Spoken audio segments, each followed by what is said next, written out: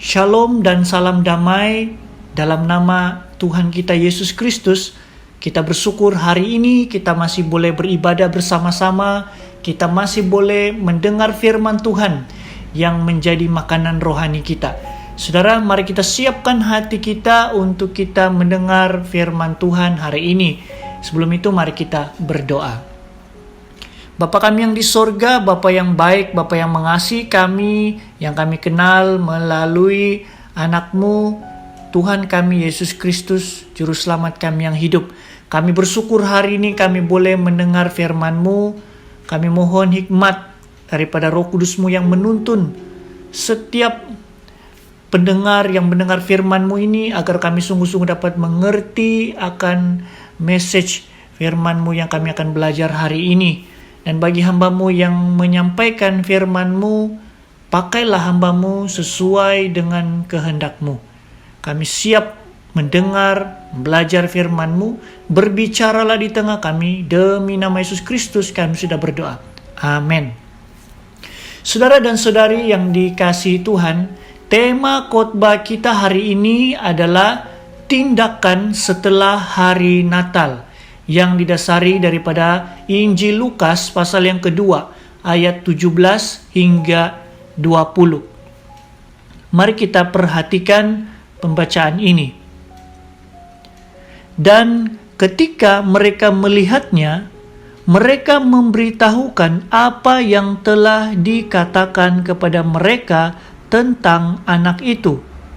Dan semua orang yang mendengarnya heran tentang apa yang dikatakan gembala-gembala itu kepada mereka. Tetapi Maria menyimpan segala perkara itu di dalam hatinya dan merenungkannya. Maka kembalilah gembala-gembala itu sambil memuji dan memuliakan Allah kerana segala sesuatu yang mereka dengar dan mereka lihat, semuanya sesuai dengan apa yang telah dikatakan kepada mereka. Saudara dan saudari yang dikasihi Tuhan kita Yesus Kristus, bermula awal bulan 12, kita mulai menghias gereja. Kita mulai menghias rumah masing-masing. Dan juga kita mulai menghias di tempat perniagaan kita. Ada juga yang sibuk membuat biskut-biskut untuk dihidangkan para tetamu. Dan banyak hiasan yang kita letakkan. Ada pokok-pokok Christmas yang dihiasi dengan bola-bola dan lampu kelip-kelip. Ada stiker salji dan tulisan Merry Christmas. Dan ada bungkusan hadiah-hadiah. Ketika tiba 25 Desember, maka kita pun pergi beribadah di gereja. Kita mendengar firman Tuhan, kita menyanyikan lagu-lagu Natal, dan kita menerima hadiah. Kemudian setelah itu, semuanya selesai. Lalu dalam beberapa waktu lagi, semua hiasan itu akan dibuka dan akan disimpan semula ke dalam kotak untuk digunakan Christmas pada tahun hadapan. Christmas adalah suatu perayaan yang sangat bermakna bagi kita, yaitu kita memperingati hari kelahiran Tuhan kita Yesus Kristus yang sudah lahir dalam dunia ini, memberikan kita berita kesukaan yang besar bahwa keselamatan itu diberikan kepada kita, dan hari ini kita memiliki pengharapan di dalam keselamatan hidup yang kekal. Namun pertanyaannya adalah, apakah yang kita perlu lakukan setelah Christmas berlalu? Saudara dan saudari, melalui teks yang kita baca hari ini, kita akan belajar 3 perkara yang perlu kita lakukan setelah hari Natal. Yang pertama, merenungkan. Saudara, dikatakan dalam ayat 19 bahwa Maria menyimpan perkara itu dalam hatinya dan merenungkannya. Apakah yang direnungkan oleh Maria?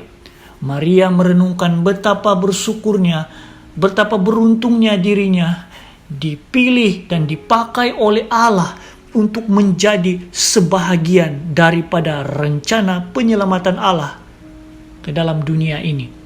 Dan ketika para gembala itu datang memberitahu kepada mereka apa yang didengarnya daripada malaikat tentang bayi Yesus itu, Maria lebih diyakinkan lagi bahwa bayi yang ia kandung dan lahirkan itu adalah sungguh-sungguh anak Allah, Kristus Yesus, yang akan menjadi penyelamat umat manusia.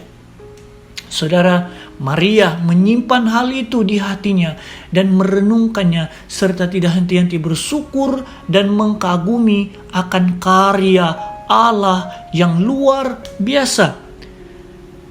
Saudara, setelah hari Natal berlalu, sekarang adalah masa yang baik untuk merenungkan atau merefleksikan apa yang Anda lihat dan dengar di hari Natal. Berapa kalikah Anda mendengar tentang cerita Natal?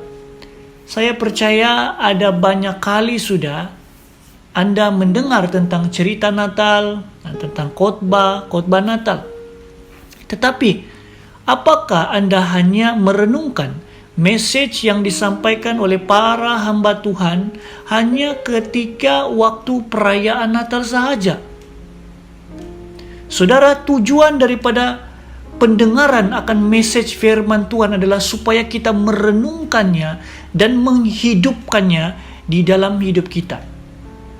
Nah, jadi jika demikian, firman Tuhan yang disampaikan itu harus terus-menerus direnungkan setiap hari sampailah kita dapat melakukannya di dalam hidup kita. Itulah yang dimaksudkan dengan menjadi pelaku firman Tuhan, bukan saja menjadi pendengar, tetapi kita sungguh-sungguh melakukan apa yang kita dengar daripada firman Tuhan. Nah, message khotbah pada hari Natal yang baru saja berlalu adalah memandang kedaulatan Allah. Saudara, di mana kita diajarkan supaya walaupun di dalam keadaan kita yang stres, banyak pergumulan, ketakutan, dan kerisauan, kita harus tetap memandang akan kedaulatan Allah. Bukan saja memandang akan kedaulatan Allah, tetapi percaya akan janji-janjinya. Kita juga diingatkan di dalam message khotbah Natal tahun ini bahwa walaupun dalam keadaan pandemi COVID-19 ini, kita masih boleh bersuka cita karena berita baik tentang kelahiran Kristus yang membawa makna bahwa Allah menyertai kita di dalam susah ataupun senang karena Dia adalah Immanuel. Inilah saudara yang kita perlu renungkan di dalam kita menjalani hari-hari ini supaya kita sungguh-sungguh semakin mengerti makna Natal yang sebenar dan menghidupi makna Natal itu di dalam hati kita. Oleh itu saudara dan saudari, saya mendorong kita semua untuk tetap merenungkan makna Natal dalam hidup kita.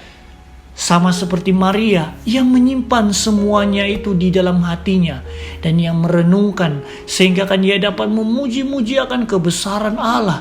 Saudara, ketika kita fokus kepada makna Natal yang sebenarnya, maka kita akan memiliki keberanian, kesanggupan, dan memiliki pengharapan di dalam kita menghadapi cabaran-cabaran hidup.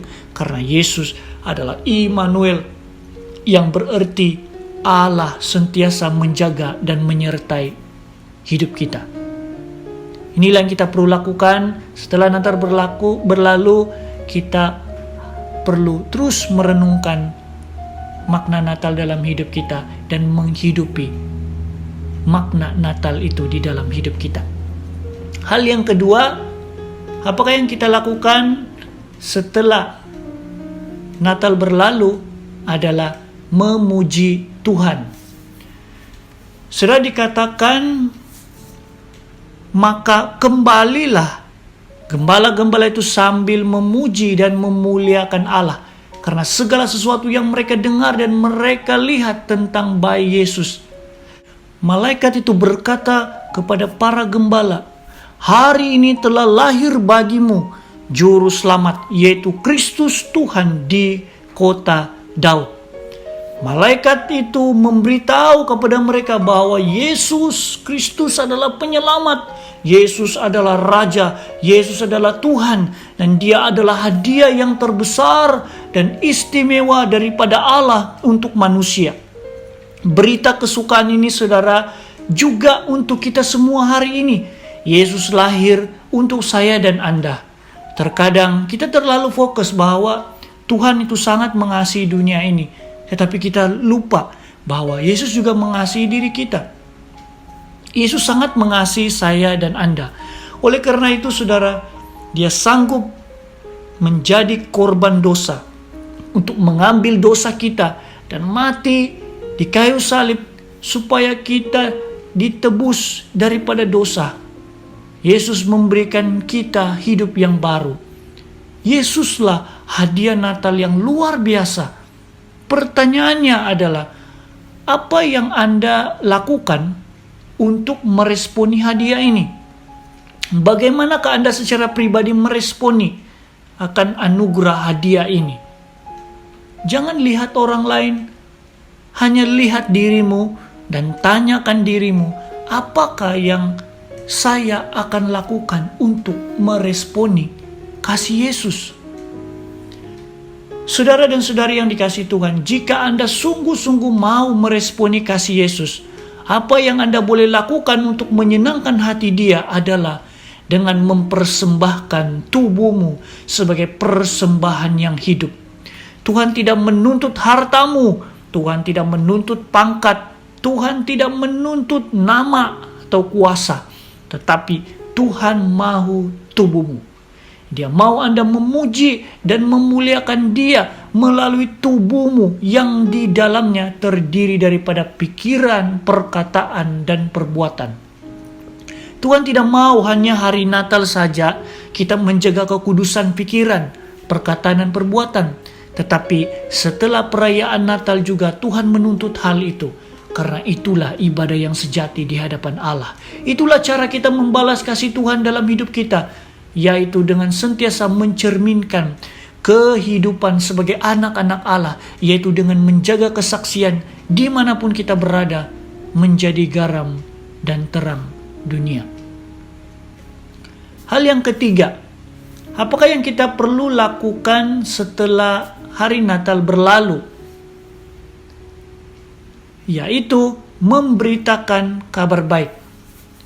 Saudara, ketika para gembala melihat bayi Yesus, mereka dengan rasa sukacitanya memberitahu kepada orang lain bahwa juru selamat yang mereka tunggu ratusan tahun, yang dinubuatkan oleh para nabi, kini sudah lahir dan akan memberikan pengharapan keselamatan kekal. Mereka tidak hanya menyimpan berita kesukaan ini untuk diri mereka sendiri, tetapi mereka mau berkongsi kepada orang lain. Ada suatu dorongan yang kuat di dalam hati mereka untuk mau mengungsikan perasaan sukacita ini, berita baik ini kepada orang lain. Saudara, demikian juga kita pada hari ini, berita baik tentang Yesus Kristus Juru Selamat yang sudah lahir, itu perlu kita kongsikan kepada orang lain yang kita temui. Tuhan Yesus tidak mau kita hanya menyimpan berita baik ini untuk diri kita sendiri, tetapi Tuhan mau kita juga berkongsi kepada orang lain. Jadi ini bermaksud bahwa berita baik ini tidak hanya diberitakan pada waktu Natal saja, tetapi dalam sepanjang kehidupan kita. Setiap ada kesempatan atau peluang untuk bercakap atau berkongsi tentang Tuhan Yesus, kita perlu lakukan hal itu. Memang saudara, hal ini bukan mudah untuk dilakukan, tetapi marilah kita belajar untuk suka memberitakan Injil keselamatan kepada orang yang kita temui. Walaupun mungkin respon orang yang kita kongsikan itu tidak seperti yang kita harapkan, tetapi paling tidak kita sudah berkongsi berita baik kepadanya. Dan selebihnya Roh Kuduslah yang akan bekerja. Nah, ada banyak cara kita boleh berkongsi tentang Injil kepada orang lain. Salah satunya adalah melalui media sosial. Kita boleh mengirimkan ayat-ayat Alkitab dan renungan firman Tuhan melalui WhatsApp, Messenger, Instagram, dan yang lain-lain untuk memberikan semangat, dan kata-kata pengharapan kepada orang lain. Mungkin orang yang kita kongsikan berita baik itu sedang dalam kesusahan atau sedang berada pada titik keputusasaan. Tetapi dengan kata-kata pengharapan yang kita kongsikan itu akan memberikan kekuatan, keberanian, dan kesanggupan kepada mereka untuk menghadapi cabaran hidup. Selain itu, melalui kesaksian hidup kita sehari-hari itu juga merupakan satu cara memberitakan kasih Kristus yang paling berkesan kepada orang lain. Jadi, hidup kita ini digambarkan seperti surat yang mencerminkan atau menceritakan tentang firman Tuhan yang akan dibaca oleh orang-orang di sekelilingmu. Jika kita hidup sama seperti dunia, maka kita menjadi batu sandungan kepada orang lain. Tetapi jika kita hidup seperti Kristus, maka orang yang ada di sekitar kita juga boleh merasakan dan mengalami anugerah Allah, sehingga nama Yesus Kristus diberitakan dan dimuliakan. Jadi saudara, berita Natal ataupun semangat Natal tidak hanya berfungsi pada waktu bulan 12 saja, tetapi kita perlu terus-menerus merenungkan makna Natal, sentiasa memuliakan Allah melalui kesaksian hidup, dan selalu memberitakan tentang kasih Tuhan Yesus di sepanjang hidup kita. Semoga Allah menolong kita melakukan firman-Nya. Tuhan Yesus memberkati. Mari kita berdoa.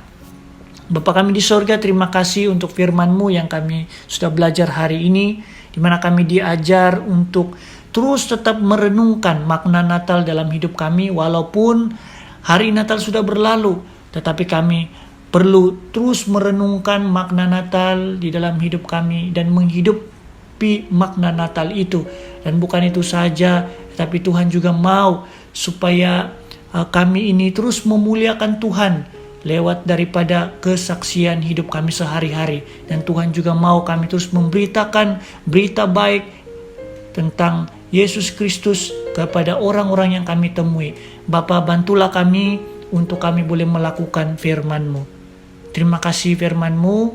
Hari ini kami bersyukur dan terima kasih kepadamu. Dalam nama Yesus Kristus kami sudah berdoa. Amin.